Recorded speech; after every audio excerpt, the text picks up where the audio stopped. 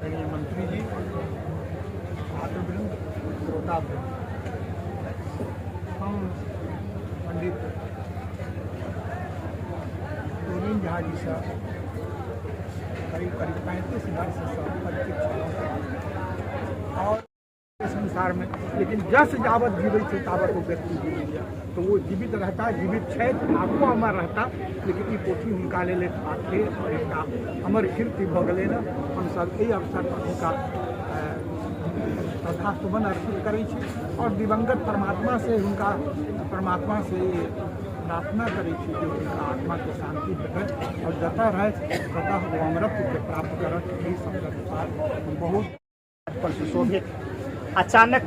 हमरा सबके बीच से दिवंगत भऽ जाए, परंतु कीर्तिर यस्य च जीवते एकरा स्मरण करे हमरा सब के हाथ में एगो पुस्तक हुनकर कृति के रूप में श्री दुर्गा स्वरूप विवर्ष आय हुनक आत्मा के शांत्यर्थ द्वादशा कर पर